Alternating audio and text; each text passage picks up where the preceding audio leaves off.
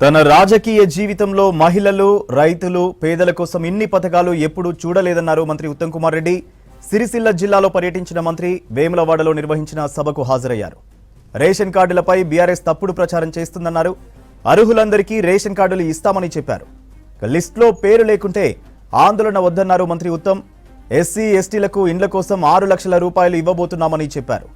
దొడ్డు బియ్యం 50% మంది ప్రజలు తినకపోవడం వల్లే రేషన్ అక్రమ రవాణా జరుగుతుందన్నారు ఉత్తమ్. త్వరలో 70% మంది కుటుంబాలకు సన్న బియ్యం ఇవ్వబోతున్నామన్నారు ఉత్తమ్ కుమార్ రెడ్డి. మన తెలంగాణ రాష్ట్రంలో మన కాంగ్రెస్ ప్రభుత్వం చేపడుతున్న సంక్షేమ పథకాలు 26 నుంచి మొదలు పెట్టిపోయే సంక్షేమ పథకాలు మీడియా మిత్రులు మీరు కూడా గమనించాలి. నేను నాకు అసెంబ్లీలో, పార్లమెంట్లో సుదీర్ఘ అనుభవం ఉంది. ఈ స్థాయిలో మహిళలకు, రైతులకు, రైతు కూలీలకు, నిరుపేదలకు, దళితులకు, గిరిజనులకు, బీసీలకు, మైనారిటీలకు, విద్యార్థులకు, నిరుద్యోగులకి ఈ స్థాయిలో ఏ రాష్ట్ర ప్రభుత్వం, ఏ కేంద్ర ప్రభుత్వం స్వతంత్ర భారతదేశంలో చేయలేని విషయం నేను ఒకసారి ఈరోజు హైలైట్ చేస్తున్నాను. మనం 26వ తారీఖు మొదలుపెట్టే అంశాలు కొంత డీటెయిల్గా మీకు మనం చేస్తాం. మీడియా మిత్రులు కూడా మీరు కూడా దయచేసి నేను చెప్పే విషయాలు చాలా జాగ్రత్తగా గమనించారు. జూన్ 2, 2014న తెలంగాణ రాష్ట్రం ఏర్పాటైనప్పుడు 90 లక్షల కార్డులు ఉన్నాయి. సుమారు 89 లక్షల కొద్దిగా సుమారు 90 లక్షల కార్డులు ఉన్నాయి.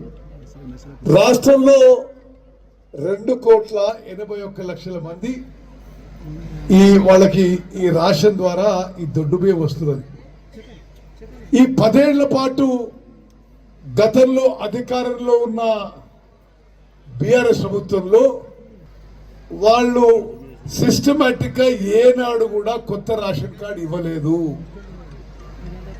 వాళ్ళు ఇచ్చిందల్లా హుజరాబాద్ లో బై ఎలక్షన్ అయితే కొంత రేషన్ కార్డులు ఇచ్చిండ్రు, మునుగోడులో బై ఎలక్షన్ అయితే కొంత రేషన్ కార్డులు ఇచ్చిండ్రు. కొంత రాజకీయ స్వార్థం కోసం, రాజకీయ లబ్ధి కోసం చేస్తుంది కానీ రాష్ట్ర వ్యాప్తంగా కార్డు ఇచ్చింది లేదు. కొన్ని కార్డ్స్ తొలగించిండ్రు, కొన్ని చిన్న సంఖ్యలో కార్డ్స్ ఇప్పించిండ్రు. మొత్తం 90 లక్షల కార్డులలో గత ప్రభుత్వంలో, బీఆర్ఎస్ ప్రభుత్వంలో 10 ఏళ్లలో నెట్ ఆన్ నెట్ మనం తొలగింపులు, చేర్పులు చేస్తే 40,000 కార్డులు వాళ్ళు ఇచ్చారు 10 ఏళ్లలో.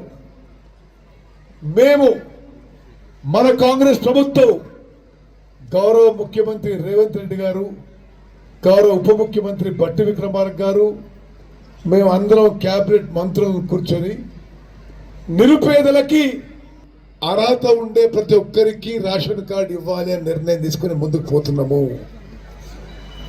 అక్కలు, చెల్లెలు ఈరోజు స్పష్టంగా మీ ముందు నేను మనవి చేస్తున్నా, మీడియా మిత్రులు గమనించాలి.